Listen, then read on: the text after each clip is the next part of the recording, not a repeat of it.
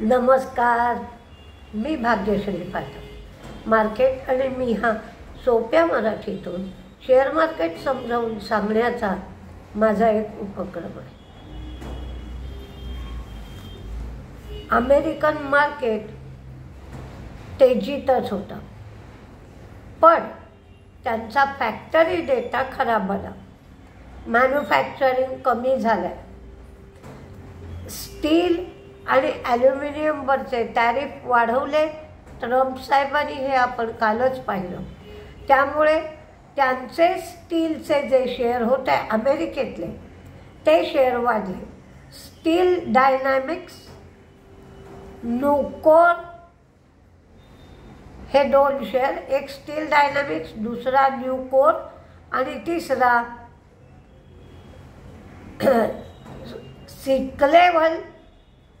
क्लेवलँड clips, CLEVELAND,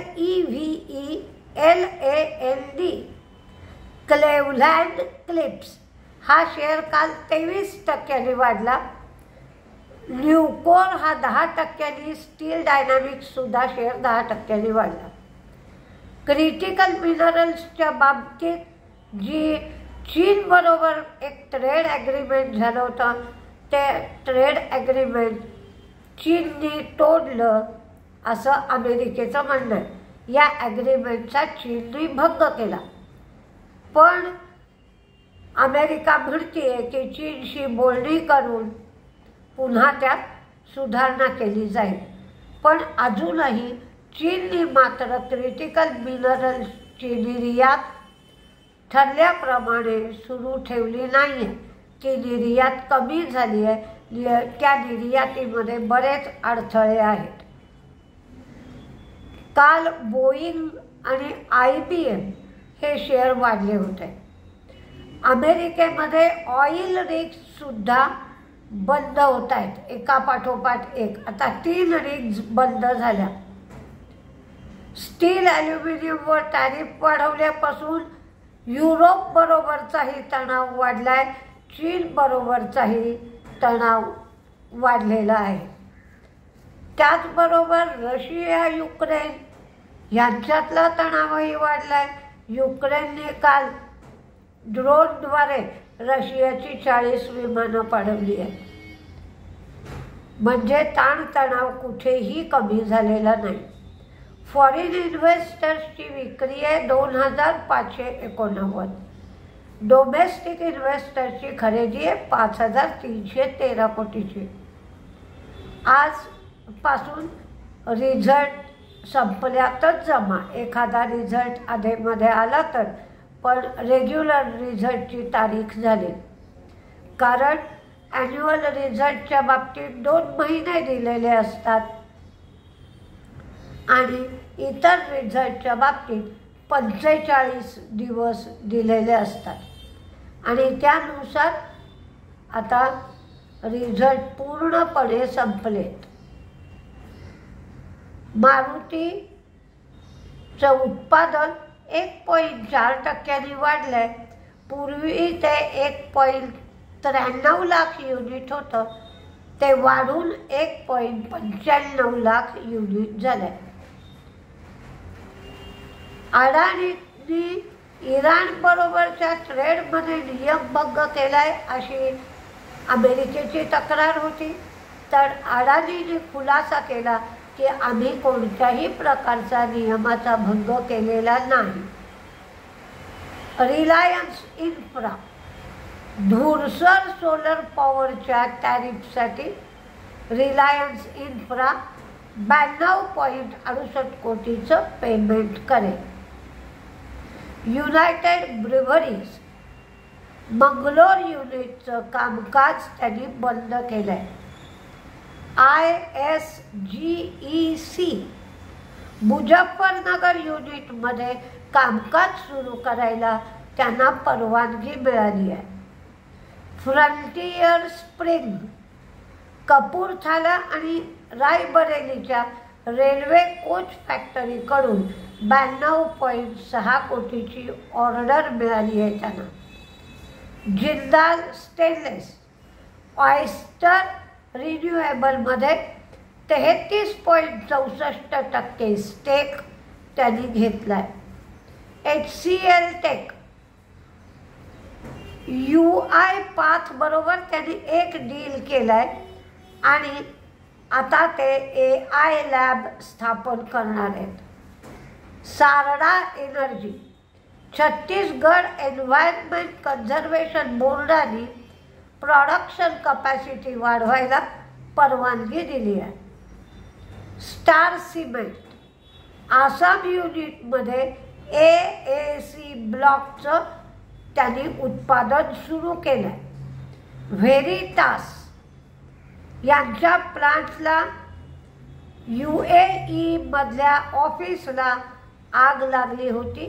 casualty काहीही झालेली नाही, पण संपूर्ण इन्शुरन्स होता. तर किती नुकसान झालंय ते मोजणी सुरू आहे. ऑफिस AWFIS 80 कोटीचं लोन आणि 30 कोटीची ओव्हरड्राफ्ट फॅसिलिटी त्यांना मिळाली आहे. ब्रिटानिया झगाडिया प्लांटमधला संप त्यांचा बितलाय. क्रूडचा भाव $65 एवढा झाला. डॉलर इंडेक्स 98.74 झाला. तर बॉन्ड यील्ड 4.44 झालं. MCAने पतंजलीला कोणत्याही प्रकारची नोटीस पाठवली नाही. झिंका आणि ॲप्टस यात आज ब्लॉक डील होण्याची शक्यता आहे. बायोकॉन लिराग्लुटाईड या औषधाला US FDA कडून मान्यता मिळाली. हे औषध डायबिटीससाठी आहे. ट्रान्सरेल लाइटिंग यांना 534 कोटीची ऑर्डर मिळाली आहे. चीनचा मॅन्युफॅक्चरिंग PMI 48.3 कोटी आला, म्हणजे 48.3% आला. पूर्वी हा 50.4 एवढा होता. याचाच अर्थ अर्थव्यवस्था आकुंचन पावतीये किंवा कॉन्ट्रॅक्ट होतीये. म्हणजे हे चांगलं लक्षण नाही, एवढंच लक्षात ठेवा. काल खाद्यतेलांची आयातीवरची जी ड्युटी आहे, इम्पोर्ट ड्युटी, ती 10% कमी करण्यात आली. पूर्वी 20% होती, आता 10% केली. अशा वेळेला म्हणजे 1-2 मला मध्ये कमेंट आल्या होत्या की तुम्ही स्पष्टीकरण द्या त्याच्याबरोबर. बऱ्याच वेळेला दिलं आहे, तरी पण देते आज की खाद्यतेल हे ज्या ज्या कंपन्यांचा कच्चा माल आहे त्या कंपन्यांना त्याचा फायदा होईल. म्हणून काल FMCG कंपन्या तेजीत होत्या. कारण बिस्किट्स बनवायला, खाद्यपदार्थ बनवायला सगळ्याला तेल लागतात. पण ज्या कंपन्या खाद्यतेल निर्माण करतात स्वतः, त्यांना हे नुकसानदायी होईल.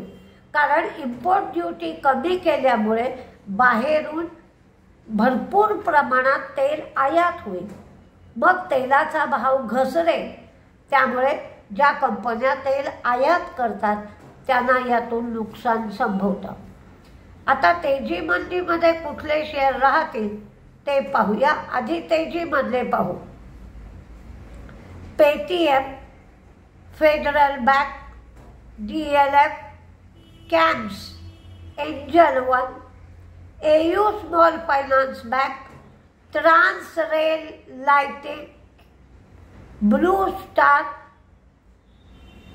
United Spirits, Bandhan Bank, ONGC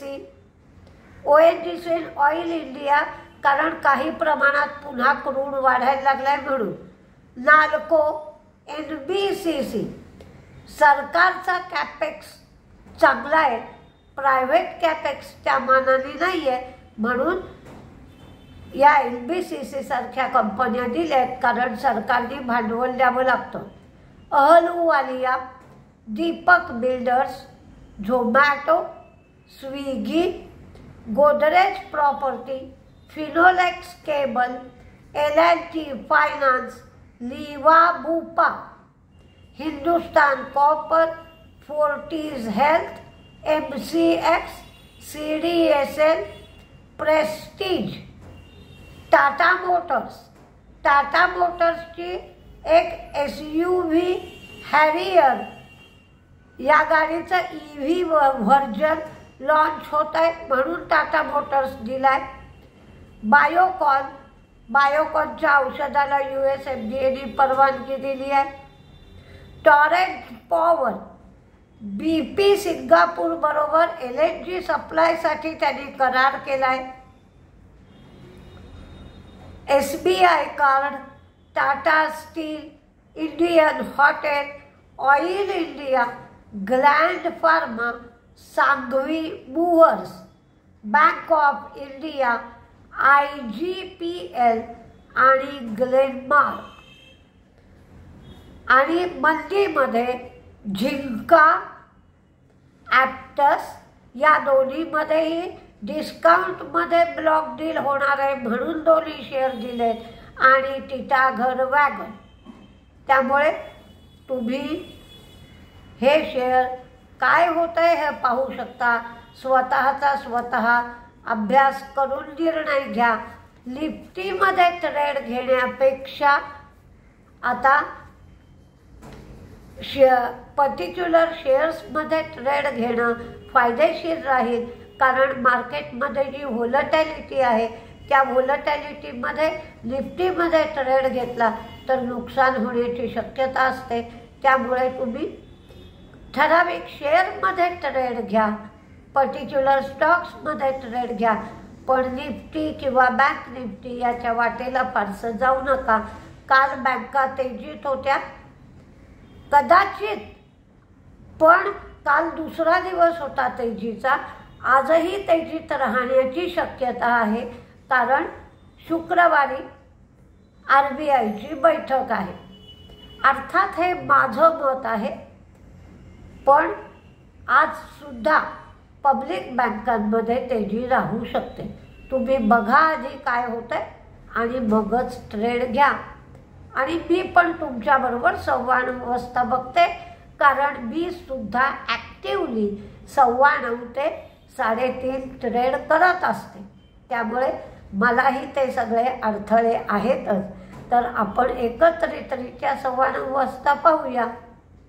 नमस्ते।